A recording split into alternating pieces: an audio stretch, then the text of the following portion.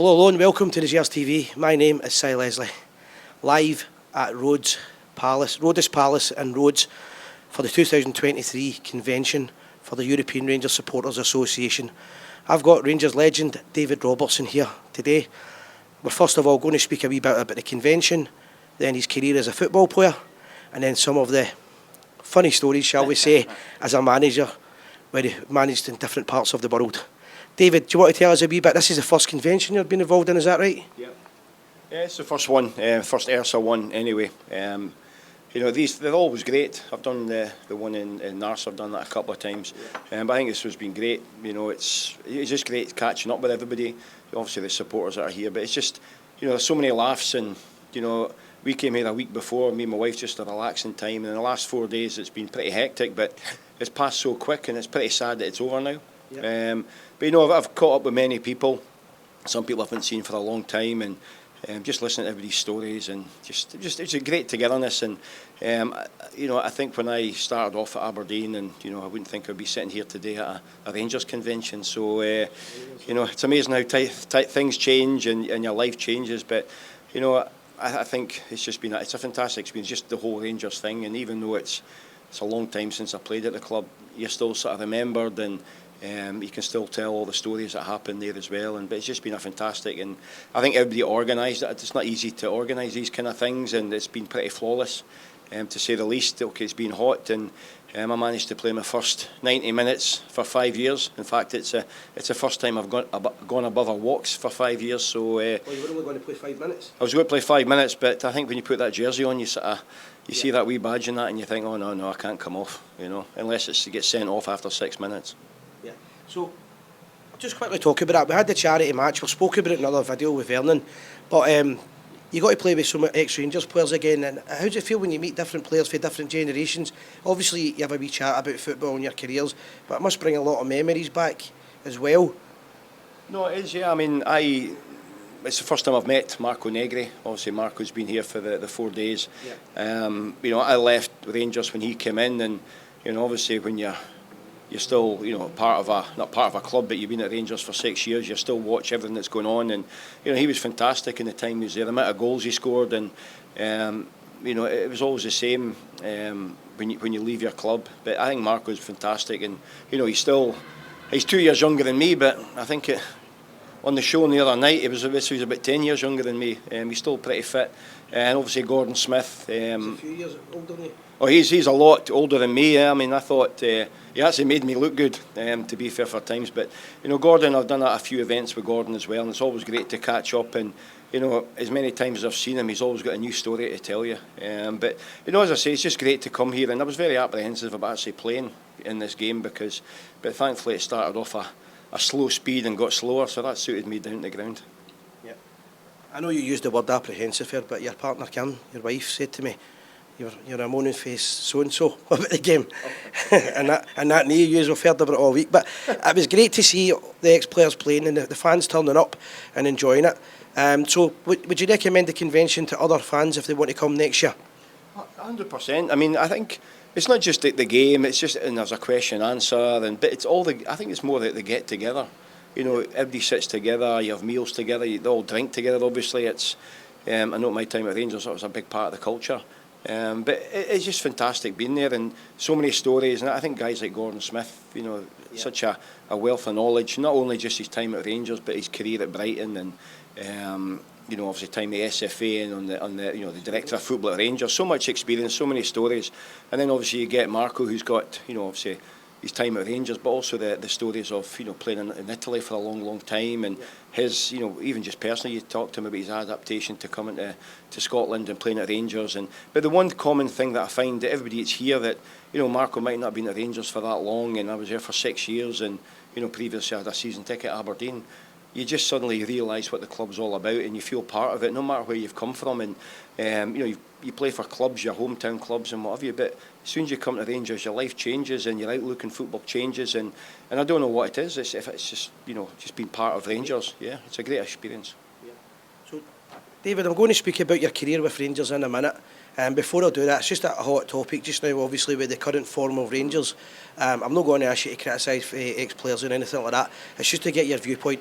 On the Gers TV, often I speak about formations, tactics and the team sheet. And a lot of the supporters, myself included, are concerned about the Rangers fullbacks and the way that we lose goals. Without doubt, it can't be argued that Taverner is a great goal scorer and a massive threat. However, there are problems in defending. One of your key points as a football player and a defender was you were great at stopping goals and the balls coming in. What do you think the problem is just now? Do you think it's the team selection, the players, the attitude, or do you think it's the formation, the shape, or do you think it's something completely different? I think it's very difficult. There's a lot of new players have come in. Obviously, Michael Beale's, trying to put his stamp on the team after being away for a little spell. Obviously, some players have gone, some have come in. But I think you've got guys like James Tavernier that's been there for a long time, and you just have to look at his record scoring goals and what a threat he is. And he scores some penalty kicks, but the amount of times he gets in at the back post and gets goals, and I think he's probably more of a threat going forward than he probably is as a defender. And I think that's the modern way now. Is when I played, you had to do both. But I think in the modern day, the fullbacks, it's more about getting themselves forward, and I think possibly maybe three at the back, allowing Tavernier to just go and do his own thing. Not like a free role, but he's just got he's such a threat going forward. And if you take a little bit of the defensive responsibilities off of him, it'll help him a little bit. And obviously you've got Barisic on the other side that can play as a wing back. Obviously when he's fit, he can play as a wing back. But I think he's got that experience of a bit of defending and a bit of going forward as well. But the balls that when he gets himself forward, the balls that he puts in the box are just incredible. The pace and the power. And you're talking to Marco when we're here, and when he played at Gers and Laudrup, and when Laudrup was there, the ball was always got to come in the box. And if you get Tavernier, puts in a great ball, Barisic, but more of a licence to go forward. I mean, particularly playing in the games in Scotland and at Ibrox as well, you have to be on the front foot all the time. But I think what's the solution? I think you've got to play three at the back. I think you've got to play three at the back because they're solid. You've got Suter, you've got Goldson, you've so many options to play at the back. But I think you've got to allow these guys to go forward. More so playing at Ibrox, particularly against teams. Every team in Scotland, against when you play Celtic, you've got to be cautious at times as well. But playing against other teams, you've always just got to go all out attack. Even if you lose a goal, you should be good enough to get 2 and 3 goals. I remember my time. We played AEK Athens, believe it or not, in Greece. 1993. Yeah, and we played playing 4-4-2 all the time, and suddenly Walter Smith sprung on us that we're going to play 3-5-2, and I was a wing back, and I think Gary Stevens might have played as a right centre back that night. I'm not sure. It didn't work out that night, but we stuck with it, and eventually, we suddenly changed the way we were playing. It wasn't a case of I was having to defend as much as I had before, particularly in domestic games. Obviously, without a Europe at that point, we have to play a little bit different. But I think when and then the League Cup 3 days later, was it? That's right. Yeah, I think Falkirk beat us in the cup, and then we lost the Old Firm game. So it was a bit of a crisis. But but Walter, being him, his first managerial job, he was so calm and he never showed any pressure inside the dressing room. It was business as usual, keep doing the same thing.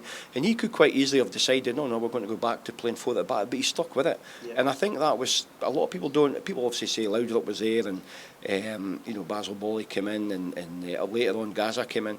But I think for me, the boldness of just staying with that formation, because what it meant is that I basically became a winger, and I think it was... Was that new to your game, playing it as a winger? It was, yeah. We actually tried, when I was at Aberdeen, we actually tried it, and it didn't work, because the centre-backs were real centre-backs and didn't want to come in, but they didn't want to come out in the wide area, so I was ending up having to, run the whole length of the park up and down, and you can only do that for so long. But I think with me, it was thrown upon me, we didn't really practice it, and you just had that licence to go forward, and you knew that John Brown behind you, and but the thing is, and Goffey and they would encourage you, and you knew that John Brown would cover me as well, yeah. And then I think because the guys we had, John Brown could play balls in behind, and obviously it's like Stuart McCall and Brian Laudrup, that if we made runs, you end up having like 2 players wide against 1 defender, and I think teams just caved in with the amount of pressure. We just put pressure on them and what have you. And now and again, one of the centre-backs would step into the middle of the park as well. But I personally think that, Walter, by just sticking with it, sort of changed the outlook of the team. And I think we played that 3-5-2 all the way until until the last time I played for Rangers. So, the last question I'll ask you, and then we'll go into your own career. I don't want to talk too much about the modern day. when we're talking about the defence, one of the criticisms I've got, you might tell me a different opinion on it, so I'm interested on your views on it. Playing a player out of position. So if you're playing, for an example, Rangers have got players who are left back, and last week in the big Old Firm game, they played Dion Sterling at left back, and he's a right-footed player. Yeah. And the argument as well with Suter is more suited to the right. What's your thoughts on that? A defender who should be naturally left-sided or right-sided playing at the other side. Do you feel a professional should be able to adapt, or would you go with the fact that a player in his natural position? I think at a club at Rangers, you've got to sort of be playing in your natural position. I remember one time, obviously I was a left back and left wing back or whatever. I was one time I had to play as a right back, and it felt like if I'd never played the game before, and it was so awkward. And I think that particularly going to an Old Firm game, you've got to be as comfortable as you can. You know, don't get me wrong, if Walter at one point told me to play right back, I did it because you do anything for the guy. But for me, it was like a fish out of water. You actually felt as if the game's just totally different. And suddenly that's more pressure, and particularly if you're relatively new into the team, you have to play in your own sort of, own sort of position. I remember when I played the first game I played for Scotland, I played Northern Ireland, and started off as a left back in training, and ended up as a left winger.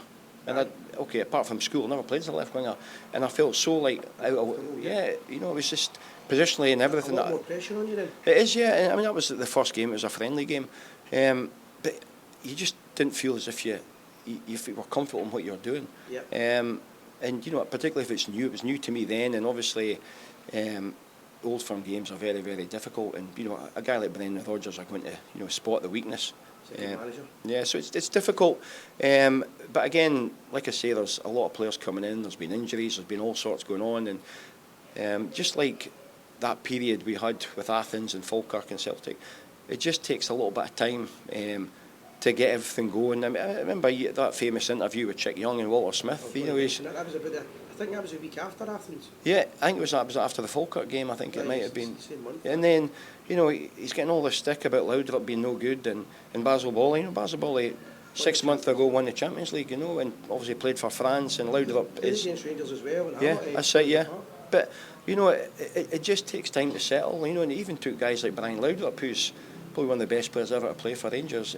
It took him time to settle in. Good point. I did see this the last one, but I will ask you one more about Scottish football. So I want your opinion on this. It's been a big talking point on the Gers TV. You came to Rangers, and you were obviously Scottish born. I know you weren't a Rangers fan, but we'll pick up on that later on. Scottish players coming to Rangers now, there seems to be a snobbery for the last maybe 5 or 6 years to signing guys like Shankland and other Scottish players. Do you feel there is a snobbery towards it, or do you feel they're just not good enough? The one thing I find, for me personally, it's like, a lot of players have come in not only from Britain but from other parts of the world, and it's difficult to settle in, the culture, the lifestyle, the weather, the type of football that other teams play against Rangers. So it's very, very difficult. And when I came to Rangers, one of the reasons I came was because I was playing in the same league, and I was playing against the same players, going to the same stadium, so it was an easier transition to play. And it's the same as some of these other guys, like Shankland. You can name a number of players that are top level players. Lewis Ferguson, for example. Exactly. A few times. Yeah, I mean, obviously he went to Aberdeen, did well, and just like Ross McCrory, he left as well. But I think there's a lot of talent there that there should be, because a lot of these guys, and people might think it's a bit of the old school stuff with John Brown, being a Rangers supporter, and Ali McCoist and Ian Durrant and that. But there are those type of people out there, and I think apart from Ryan Jack at the moment, there's not, and obviously Alan McGregor last year, there's not many of that really have a feel for Rangers. A lot of people come in, it takes them a bit of time to realise that at Rangers you have to win every game no matter where you are. There's a lot of hype and a lot of media, a lot of pressure on you, and like when I was there 6 years, it was like when you won a league, it was a relief. It wasn't a case of, that's about won the league. It's like, that's a relief. But as soon as the day after, you think, I've got to prepare to do it again next season. You have to do it each year.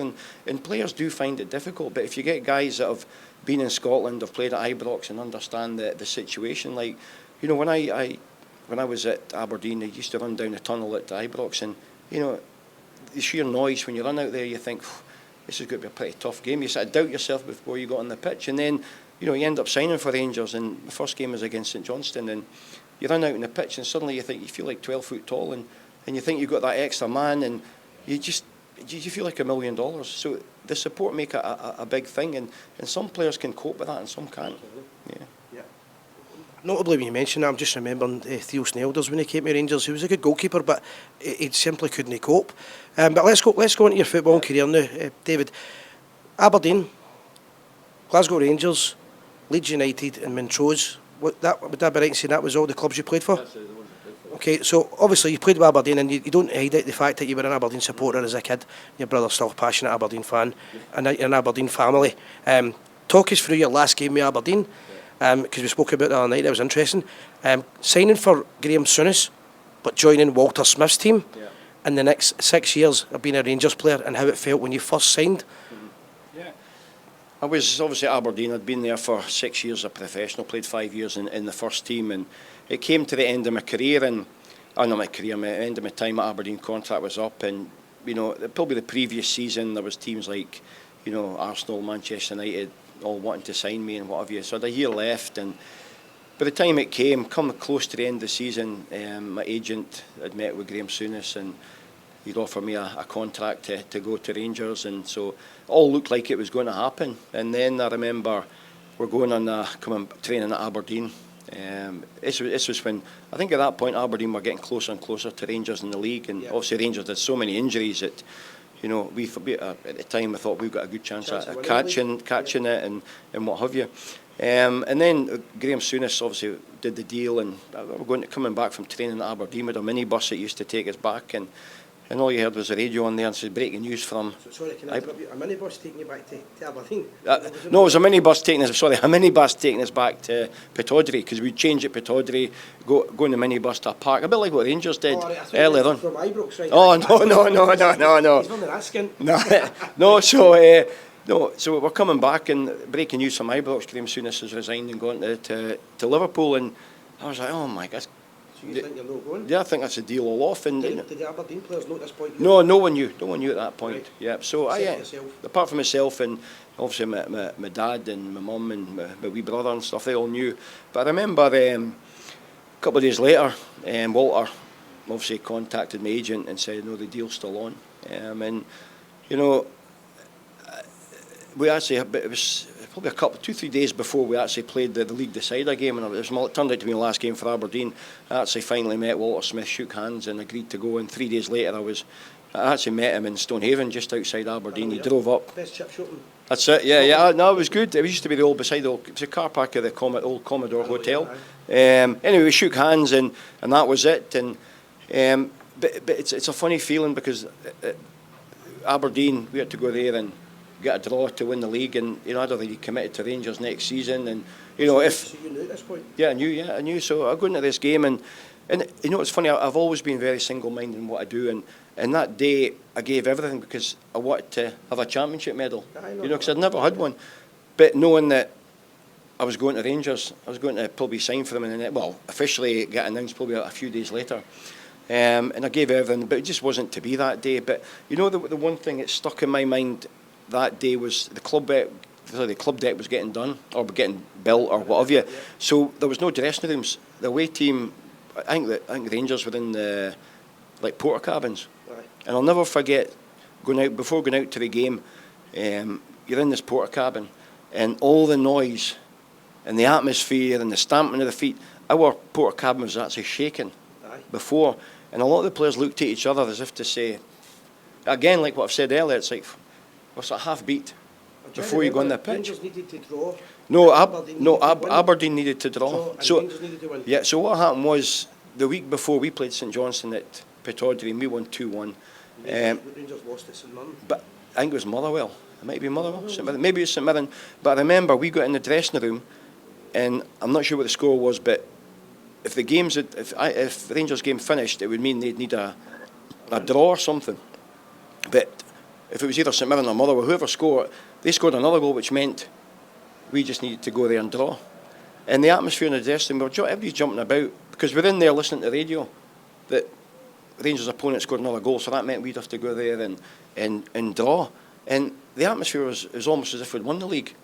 And then back to Ibrox, what you said. Yeah. Just in that, I've done a few interviews with Mark Catley. Yeah. Mark Catley says that the main tactic was to terrorise the goalkeeper. Yeah. And put the fear of death into Aberdeen in the first 5 minutes. That's right. Well, Theo Snelder's obviously, I think he was injured that day, And the goalkeeper went in. and Michael Watt, a very, very young guy. And you know what? To be honest, if you've got somebody like Mark Catley running in against you, I mean, that's what I found when I went to Rangers was that, you know, no matter where you were, you could get the ball in anywhere in, like around the penalty spot, and he was fearless. He'd go and smash anybody. And to be fair, early on, he did clatter Michael Watt, and he was very. I mean, it was a hell of a big game for a young guy to play. And They put the fear of death into yeah, him. and to be honest with you, I think that sort of turned the game. But to be honest, that game as a whole was that.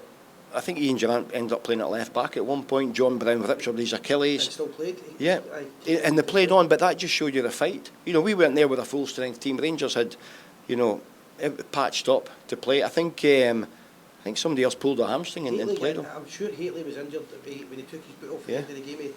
It was hanging off. And I think Mark Walters pulled his hamstring or something, but everybody played on, and it just showed you that, you know, that day it just wasn't to be for Aberdeen. But then obviously after the game, I was always disappointed because, like I said, I was very single-minded. But then afterwards I thought, you know, if we'd drawn there, we wouldn't be playing in the Champions League. Do you know? Because it's finished now. Yeah, You're not going to and now you begin to realise that. And then I remember, obviously it went all public that I was going to go to Rangers, and my dad was a little bit disappointed. You know, obviously. Dad an Aberdeen supporter? Yeah, but me and my dad used to go to Pittodrie when I was a kid, and that season tickets and what have you.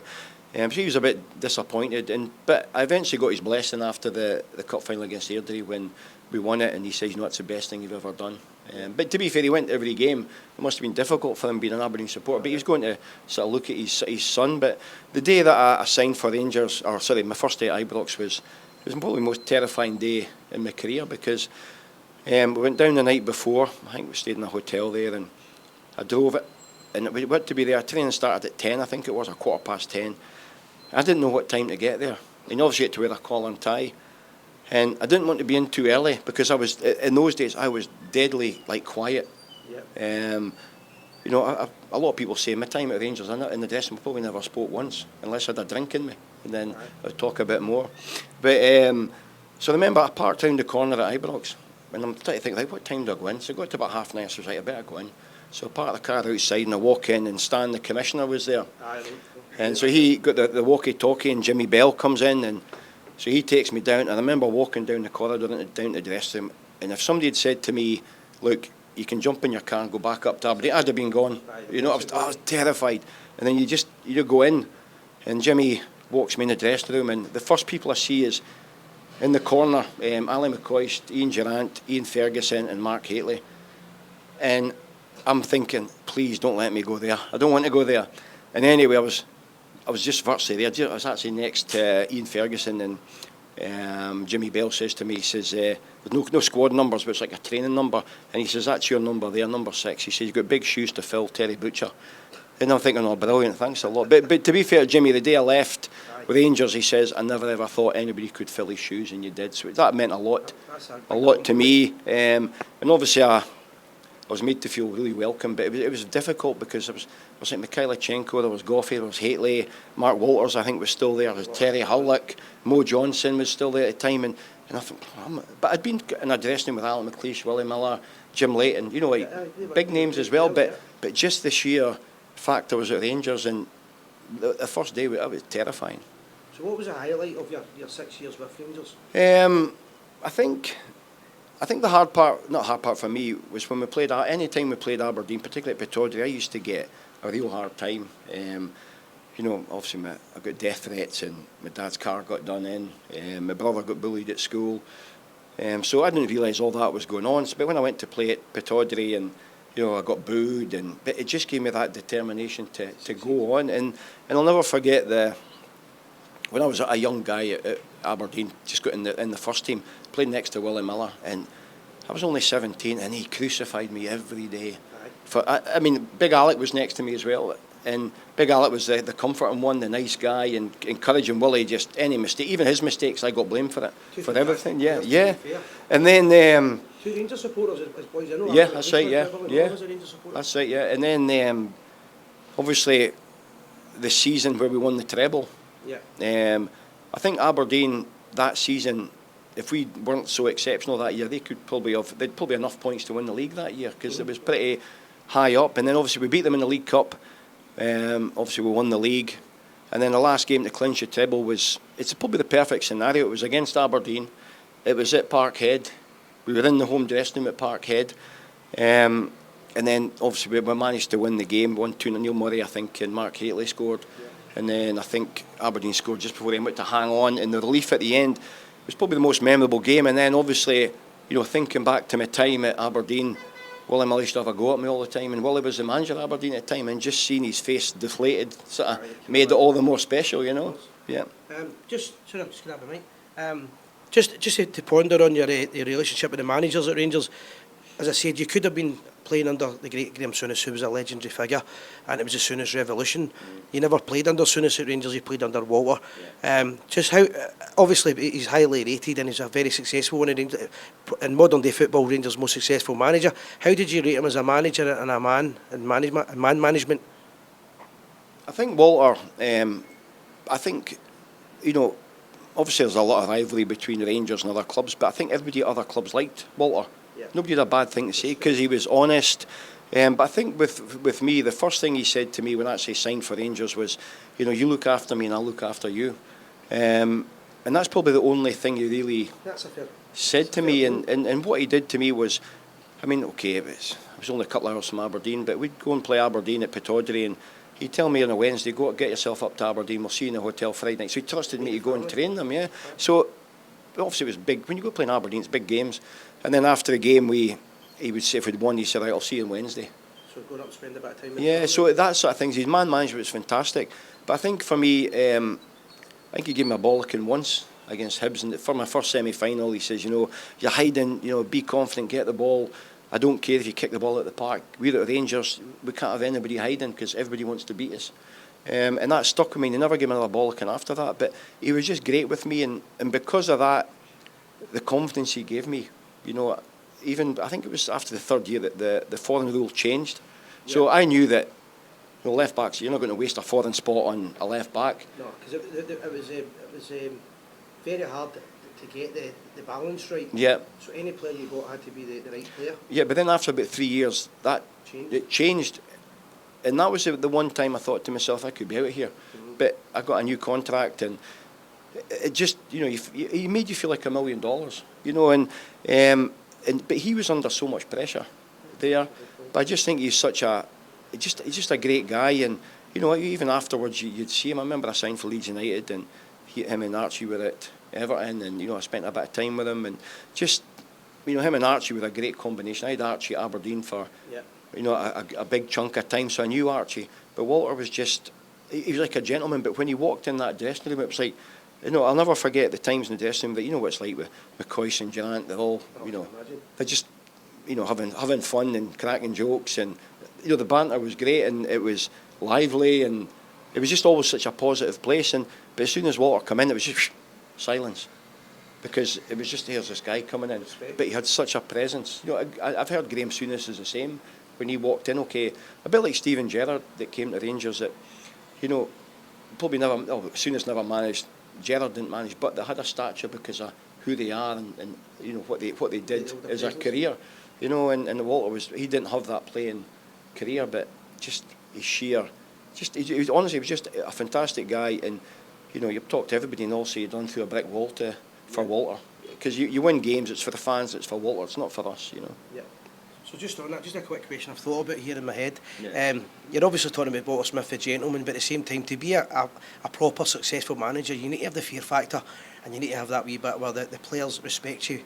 They don't try and without better words, take the piss. Yeah. The famous incident at Celtic Park, where Gascoigne gets a wee swallow at half-time to get the Dutch courage. Before it, he's wanting a square goal with Alan McCoist. And the story I've heard, I'll not mention the players, but a few players that I've met through the years have said to me that there was only going to be one winner between Alan McCoist and Paul Gascoigne, and that was Walter Smith. Yeah. He was a tough cookie when it came to shit like that. Yeah, I think when he had to be hard, he had to be hard. But I think everybody's perception of him was that you want that pitch over that white line, and you didn't want to let him down. because everybody liked him. Even players that weren't playing regular, we had guys like Peter Van Vossen and Bjorklund, and they weren't playing regular, but they were still happy. And not many managers can do that. But he had his time when he would turn and just have a go. I remember one time there was we played Dundee United, and I think we're 3-0 down after about 20 minutes, and I think he subbed off Goffey after about 30 minutes in McPherson, and two of them off, and he came in at half time and just ripped them apart. So it just showed you that he's going to do it to Goffey, he's going to do it to anyone, and it doesn't matter who you are. I mean, getting subbed off after about 30 minutes, it's a bit of an embarrassment as well. But he didn't care because he knew it was the team and the club and what have you. But he just, for me, it was, I didn't want to let him down. You didn't want to get the wrong side of him, because if you kept on the good side of him, he obviously, I played under Alec Ferguson, but he's the best manager I've ever played under. Yeah. So you've told us about your time at Rangers, and obviously, you maybe tell me I'm wrong here, but being an Aberdeen supporter as a boy and then coming to Rangers experience, it's maybe changed you. You probably class yourself as a Rangers man now. Would I be right in saying that? No, 100%, because I think from day one, and it's not even so much getting looked after, you just feel part of it. I was accepted. I was very fortunate in the 6 years that I never got booed. Or I remember Dave McPherson at one point had a hard time. He was getting a bit of stick, and you just saw him, sort of, his demeanour just dropping. And I think for me, because I never ever thought I was the greatest player in the world, I didn't even think I was a good player. I thought I was lucky to be where I was, and I always thought to myself, it's because I've got a left foot and I've got a bit of pace. I thought that was me. But I think if I had a number of bad games and the supporters sort of went against me, I think I would have folded, and it would have been hard because, and again, it's all this thing about you don't want to let people down, and you're fortunate.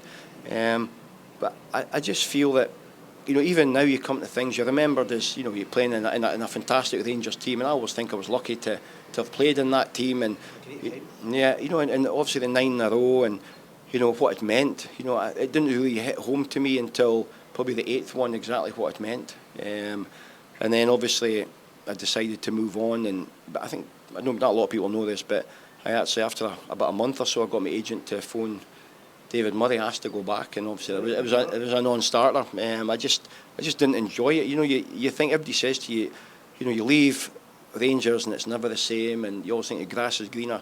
But I'd been there and playing in Scotland for 12 years, the same stadiums, and playing the same team 4 times. And there's only so many times you can play against Maurice Malpass and Joe Miller before you think you actually. No, yeah, but you sort of see them in your sleep. And I thought the age was at 20, it was time to go, and I wasn't sure how long Walter was going to be there. But even when you left and went to Leeds, it was Rangers. That was it. And even now, it's Rangers. If I go to a game, it's Ibrox. It's David Robertson of Rangers. That's it. Yeah, it is. Yeah, and even though I live in Aberdeen now, sometimes it can be a wee bit difficult. Sometimes it can be, but thankfully I don't have as much hair as I had before, so I don't get recognised so much. But it is. There's not many people can say that you're a season ticket at Aberdeen and suddenly you're behind Rangers. I'm going to ask you about VAR, but before I do that, I'm going to ask you to do something. You've got a book there. Yep. Do you want to quickly publicise it? If I wanted to buy that book, how do I get it? You get it on Amazon. I actually did this book. Alistair Aird, who's done a number of books. A number of Rangers books. I think you get it on Amazon. And he did it during COVID.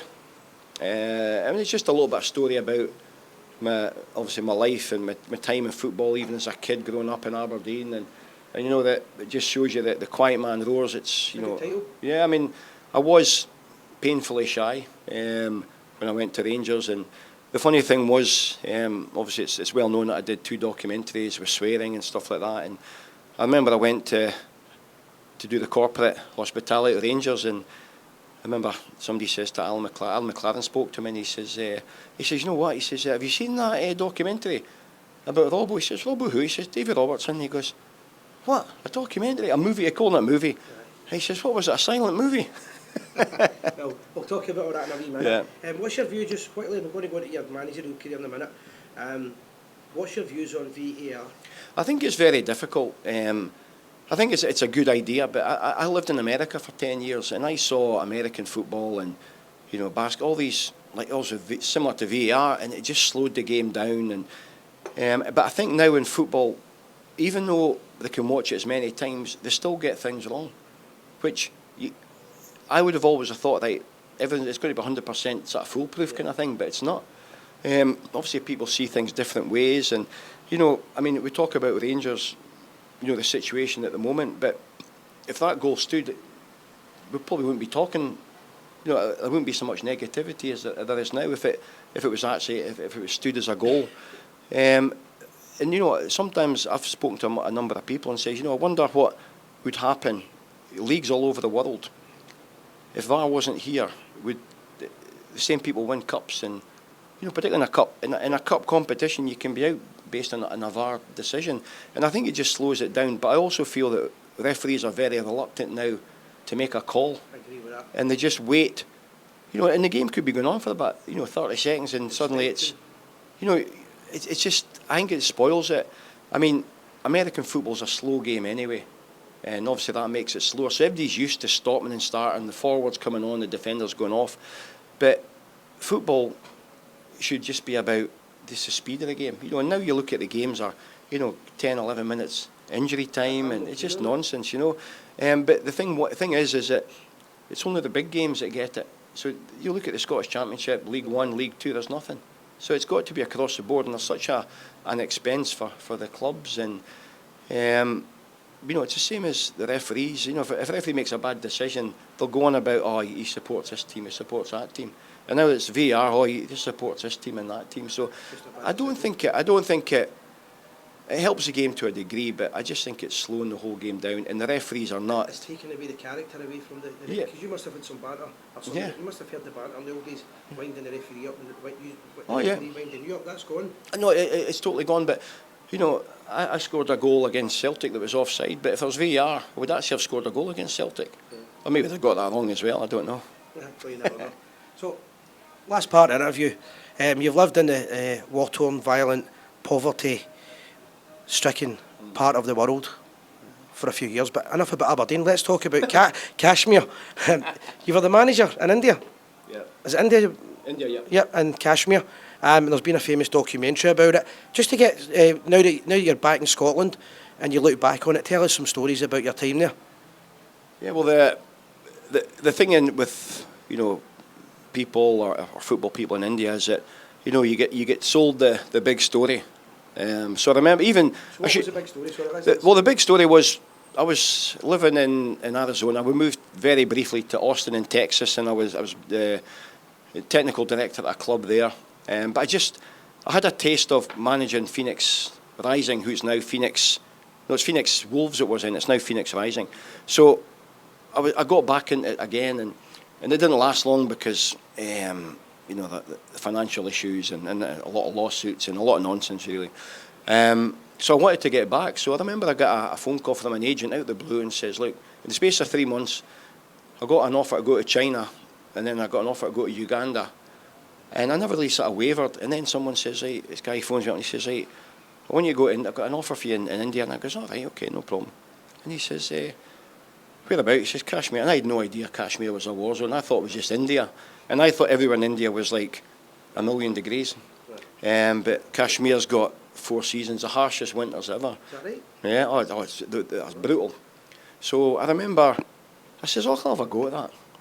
But obviously, then I spoke to the owner. There was 2 owners at that point, and the first one was the guy Shamim, and he says to me, he says, it's great, we'll get you business class, because I was in Texas. So, I went back to Phoenix, and obviously my wife didn't want me to go, and she didn't think I was going. And then when the time came, I didn't even look at my flight ticket, and I was expecting to be business class, so I got the email, the ticket. So obviously my wife wasn't happy, so just out the door as quick as I could. I think one of my kids took me to the airport. And then I remember checking in, and I looked at it. It was about 4 or 5 flights. It was economy. It wasn't even business class. It was economy. So anyway, I flew from Phoenix to Philadelphia, which is 5 hours, and a 10-hour layover. Then I had a 14-hour flight to Doha, and I had an 8-hour layover. And then I had a 5-hour flight to Delhi with a 10-hour layover, and then a 2-hour flight to the capital of Kashmir called Srinagar. That was an hour and a half flight. I actually left on the Friday and arrived on the Monday. And I think from then I should have realised that it was going to be a tough gig. And, you know, the football part of it was easy. It was everything else. And, you know, you think that everyone's the same as it is in Scotland and America. And, you know, you think that everybody's got the facilities. So I went there and I remember the team. It was just full of Kashmiris at this point. But they actually ended up in the main Indian leagues, the second division. But they actually applied to get in the local league in Kashmir. And they applied to their own league. So we ended up in this big league. So I go there and you think to yourself, well, there's going to be balls, there's going to be cones, there's going to be dressing rooms, let alone training kit. So I remember I go in one day at training and they're all walking about on the pitch. And I'm looking at them, they've got like leather jackets on and Manchester, well, Manchester United tops and Abibas gear. And I'm thinking to myself, what's happening here? So I says, right, go and get changed. No, that's what they're wearing. So the first few training sessions, guys were wearing like leather biker's jackets to train, Man United tops, you know, the fake ones. There was no balls, they took their own balls to training. And there was no dressing room. So they just changed it side the pitch, and this was meant to be a professional team. And then we went to, where did we go after that? I then had to sort of try and promote a team, get a team going and what have you. And it was difficult. The good thing was we're all English. So they all spoke English. So I never had an issue, but with one player for hand that couldn't speak a word of English. So this was later on in the time I was there. And we'd actually got promoted and we finished third, almost won the league in the first season in the big league kind of thing.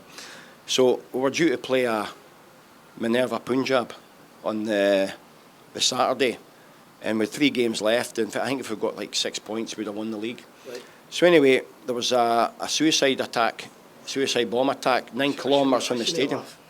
9 kilometres from the stadium, and 49 Indian soldiers were killed. So. And you've got to play a game of football? Well, they basically, through social media, the owner of Minerva Punjab hinted that they weren't coming, but no one said they weren't coming. So we had to, a bit like that Scotland game, it never happened. We had to train, we did the warm-up, we're out, and obviously they never turned up. So we thought we'd get the 3 points, but there was an injunction because it was our safety and what have you. So that game never ever got played again. So that season finished. It's like we weren't allowed to play any more home games for fear of safety. So we played East Bengal, one of the famous clubs, and we played an away game. We lost that game. But then at the end of the season, we had a 3-week break before Super Cup. So we had a player for Han. He was just a rebel, probably the best Kashmiri player, but just out of his box kind of thing. Just like a, you know, it's like a box of frogs. He was just everywhere, and you know, he changed his mobile phone every 2 minutes, and so you can never get a hold of him. So I would say to them, look, you get 5 days off with your families and what have you, and then we'll come back in and start training for Super Cup. So 5 days come, Farhan doesn't show up. So I'm asking the players, like, where's Farhan? Oh, nobody's heard. Have you not phoned him? Oh, he's changed his phone number again. So 10 days later, I'm in the hotel, I'm thinking, he's gone, I'll never see him again. He comes to me and he says, Coach, he says, I'm sorry I haven't been at training, but I've been having outer body experiences, and I'm going to see a monk, and if it's okay, I'll be at training tomorrow. Yeah, and then I goes, oh, it was a load of nonsense, wasn't it? Yeah. So anyway, obviously, you've got to remember, you've got to have a respect to the players. And he was probably the best Kashmiri player, so you had to play in Super Cup because we're playing against better teams. So I says to him, look, Farhan, I'm going to fine you 2 weeks' wages, but I'm just going to tell the players, because I knew if I fined him 2 weeks' wages, he'd be away for another 10 days. So I just stood up in front of the players and says, right, okay, that's it. Management. Yeah, I says, right, okay, I fined him 2 weeks' wages. He starts the game. Can I just interrupt? Was that a wee bit of Walter Smith influence there when you were? It was, yeah, it was, because I mean, I remember, I don't know how long, I probably knew at the time, I got arrested and spent a night in the cell after a day out with the boys, with the team. And I got arrested, it was a Tuesday night, and with a day off on a Wednesday. And I remember I went in the morning and I went to see Alistair Hood, who was the head of security at the time. Oh. Yeah, and I remember walking in and I says to him, look, I've got a bit of a problem. I got arrested last night and blah, blah, blah. And then he just held up the Sun. And it was the front of the Sun. You know, that's how you realise you're at Rangers. So that's as you as a player, now you're the manager. Yeah. Looking on it different. So then he says, you better go and see the manager. So I go up that marble staircase and I'm thinking, oh my, I'm thinking to myself, right, he's got to rip up my contract, he's got to fine me, I'm not going to play. He just says, look, get yourself home. Don't come back and when I tell you, don't answer the door, don't go out of your house, just stay, we'll phone you. So I actually got a phone call on the Friday morning and said, I think we're playing Dundee United on the Saturday. And he says, right, because we always went in the hotel, went in the moathouse on the Friday night. And he says, right, come into training and go home after training and don't stay in the hotel, just come to the game. And he says, but by Monday it'll all be forgotten about. And to be fair, I went home and I played, started the game, and not many managers would have started you. They'd have fined you, let you rot in the reserves a little bit. You would have carried on when you were speaking to that player in India then? Yeah, so it was a little bit like, I mean, at times you've got to play a little bit of mind games because you know you need the guy. It's like Gaza, you know, Gaza obviously, a lot of managers couldn't handle Gaza, but Walter knew what to do, and it's not even controlling him, it's letting him have a bit of freedom because, you know, you can't argue what he can do. You know, on the pitch, he was an incredible player. Yeah. But he just sort of, within reason, allowed him to do his own thing, turned a blind eye. And I think that's what you've got to do. So, just a quick question. I'm going to try and word this right because I don't want to say anything that's like racially wrong or culturally wrong. Would it be right in saying when you went to Kashmir, there wasn't many Western white people in the city? Yeah. No, well, obviously when I went there, there was the team is obviously all from Kashmir, India, and they're all Muslim. And but as time went on, I signed. You know, we eventually I had players from Africa, with Christians, with. Were you the first to do that? Yeah, no, every team did it. Once we got promoted, you had to have players. We had Africans. My son came and played. We had Sikhs, we had Buddhists, you name it, we had everything. But there was never an issue. They all got on well with each other, respected each other. You know, we prayed before training, after training, before games. Everybody was just so, you know, calm about it. There was no issues with, you know, people's religion or beliefs and what have you. But in Kashmir, I always remember that the first day I went down, Srinagar's the capital, I went down as a market. And I remember walking down the market and everybody's looking at me. And I'm thinking, you know, they must know who I am. But it turns out it wasn't that. It was, what it was that they'd never seen anybody like me before. You know, and then I remember one time, I was only there, first time I was only there for 6 weeks. So it was very difficult. And, you know, just the infrastructure. And in Kashmir, during the weeks, it was winter time, there's snow, there's all sorts. There's no power, no electric for 2 hours a day, twice a day. And then the internet, if there's any issues, you know, if there's an encounter or there's been somebody killed or whatever, the government would just flick the internet off. Right. So you're on WhatsApp and you just see the wheel spinning. So you could disappear for your family? Yeah, so there was days when I couldn't get in touch. And there's no warning, it's just suddenly, it's like, that's it. So I was only there probably 6 weeks, and I had to go, I had to leave because it was getting, I was homesick and it was nothing what I'd ever experienced before. So this day, I said to one of the owners, I says, right, I need to get home. He says, right, okay, we'll do this game and then we'll get you a flight home. I goes, okay. But they didn't do the emails and stuff. It was like paper tickets. Oh. So, and during the winter, the owner, what happens is in the winter, it's really harsh. Most of the family go to Jammu, which is a bit warmer. Yeah. So we're in this big house and we've got servants and what have you. So I'll never forget this time. I come home from training. I'm waiting for this ticket. I'm leaving in 2 days. And there's nobody in the house. The servant's not even there. So this woman comes, Indian woman comes with 2 kids, a wee boy and a girl. And I'm thinking to myself, what's happening here? And she couldn't speak any English. And I'm sitting in front of the TV and there's no electric. There's no phone. I'm pretending to watch a TV, it's not on. And I'm trying to pretend I'm on my phone. I've got no internet, nothing. But they just stared at me, sat next to me, stared at me. And then she came through with my dinner, my lunch. So I'm eating it and they're still staring, and I'm getting really uncomfortable. And then I'm thinking to myself, there's nobody I know here. I might be going home. There's no internet, there's nothing. So I said to him, I says, right, I'm going to my bed now. I'm going to sleep this afternoon. So I go up to my bed and I'm lying down sleeping, or pretending to sleep. And all you hear is knocking the door. Door opens. The woman comes and the two kids come and just stand over my bed and just stare at me. They never said a word, they just stared at me.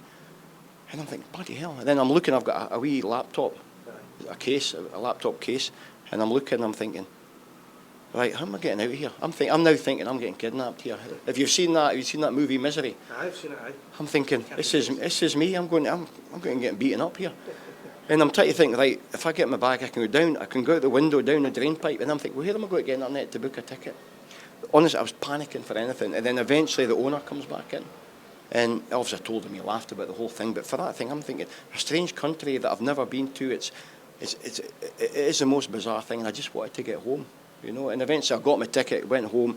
But as soon as I went home, I was in America at the time, I knew that I was going to go back. Because as much as it was a nightmare, it was brilliant. You know what I mean? The football part was great, and there were so many issues and what have you. I mean, even to the fact that my bed went on fire. So it was funny, my wife we used to have these dual control electric blankets. I don't like it too hot, so with one that was like, I'll blame my wife, innit? she can have her one hot, mine can be cold, right? So I remember she kept going on about it, and with the new regulations, the electric blankets aren't as hot as they used to be. Right. So in Kashmir, because there's no power during the night, what you do is you put the electric blanket on, right? So it's hot, but during the night it goes off for 2 hours. So it's cold, and then you begin to get cold, but when the power comes back on, it heats up again. But honestly, it was burning hot. Really hot, and I says to Kim, and it was bizarre how it happened. I says to her, Kim, honestly, I'm going to bring some electric blankets. Honestly, they're brilliant. Little did I know that there's no standards, they can do what they want over there. Right. So anyway, one night I'm lying in my bed, and power goes out, goes back on, and I put my foot down, it's fucking boiling that. And then I smelt some smoke, but sometimes they burn leaves.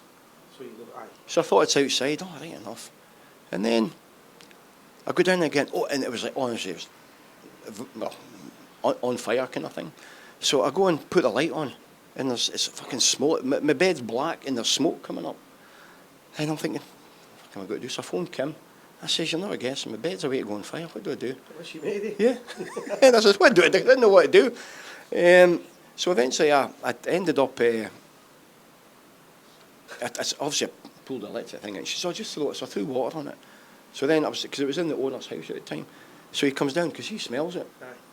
And he says, oh, help. So anyway, we open the window and we throw the mattress out, and it just goes up in flames. And then after that, obviously that room, they couldn't use that room anymore. But I was pretty lucky that it didn't happen. And then I phoned my brother, who's a fireman in Oban, which in Oban's obviously quite quiet. He just started. And I told him a story, and he says to me, God almighty, he says, you've dealt with more fires than I have. That's probably true. So, I want to ask you a quick question here. If you don't feel comfortable answering it, it's no problem. I'll cut it out of the video. Do you feel that parts of the game in Kashmir and India, was there a corrupt element of it? Yeah, I think it's hard to really pinpoint it, but there's a lot of things that don't add up, and you wonder, why did that happen? For example? Well, at the end of the season, the first season I was there, the last season it was in a bio bubble, and I would maybe get agents calling me about other games going on, basically saying, look, this team's going to win. I guess, how does that work? And invariably it did. At the end of the season, we played, we just were on the wrong side of the bracket. During COVID, it went to a winner's bracket and a loser's bracket, but the points carried on. And this team, Kinkray, there were 2 points.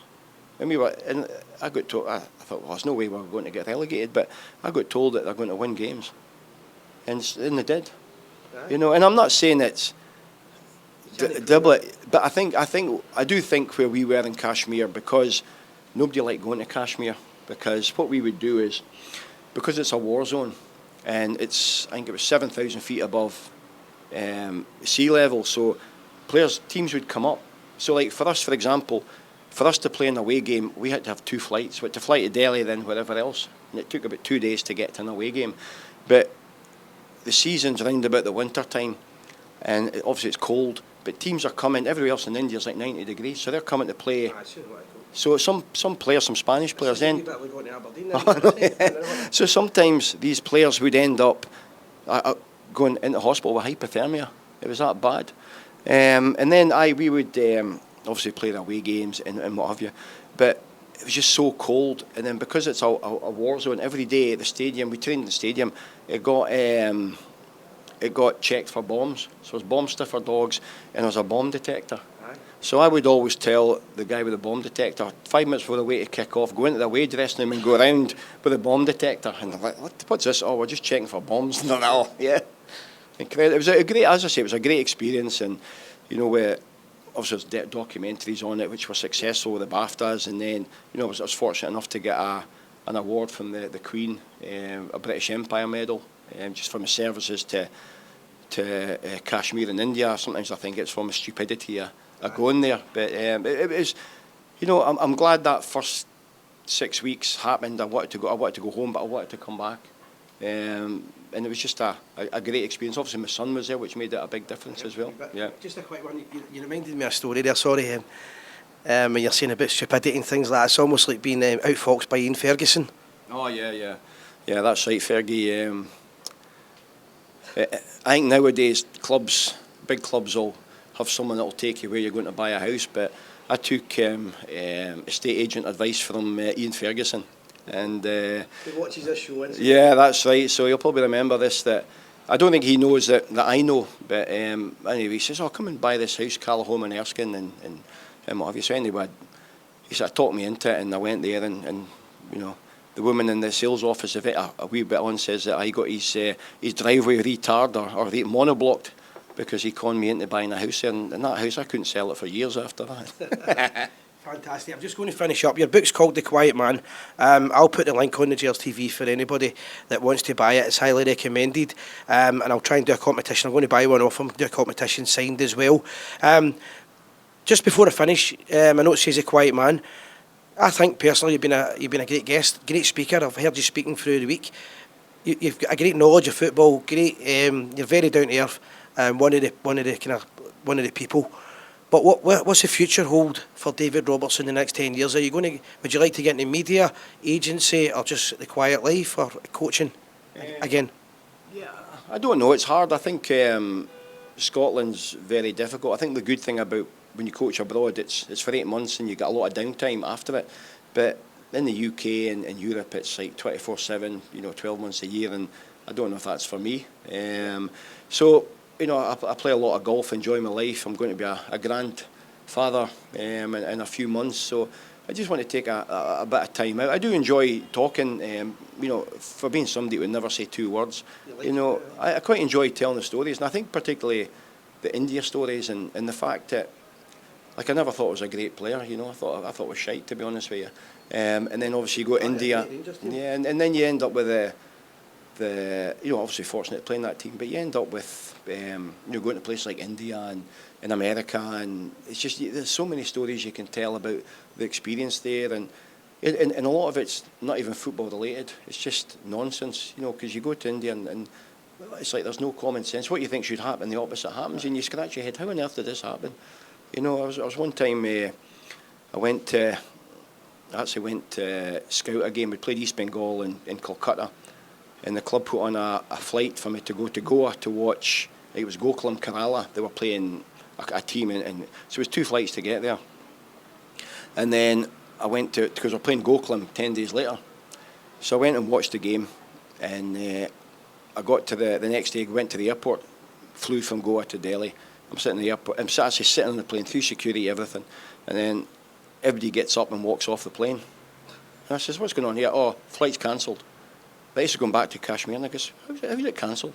He says, "Well, it's just cancelled." "Well, what happens to go on the next flight?" He says, "No, you've got to sort it out yourself." So I ended up going to a hotel, and the same thing happened the following day. So I had the same thing again. So after about 3 days, because there was the visibility was bad in Kashmir. Yeah. So one of the owner's son, they've got a house in Jammu, which is a little bit east of Kashmir. So anyway, I end up getting a flight to there. And thought, okay, once the weather goes, I'll end up, it's like a half-an-hour flight. So anyway, it starts to snow. So I couldn't even fly back. And then eventually I had to take this road back. And it's a 12-hour road journey, and it's the side of a cliff. It's like a single track, and there's snow, there's avalanches, there's all sorts. So I'm going back in this, and I actually lay in the back seat because I didn't even want to look because it was terrifying. And I swore I would never do it again, but we got caught in COVID. I had to get repatriated, I had to go that road, and sadly to say my wife is on that. So you can imagine it didn't go down too well. Anyway, I get back, and there was that much snow, the game's cancelled. And we never played. So I went to scout a team that were going to play that we never played. Aye. So I realised that in India you can't plan anything. Unbelievable. It's about 40-degree heat now, so I'm going to call it a day to the interview. But if you want to see any more of the, want to know any more of the stories from David Robertson, the book is available. Here's here, The Quiet Man, if I can get up. So buy the book, you'll hear more stories. And the last thing to say, thank you very much, and it's a pleasure for doing an interview. Thank you. Brilliant. Cheers. That went very well. Okay, good.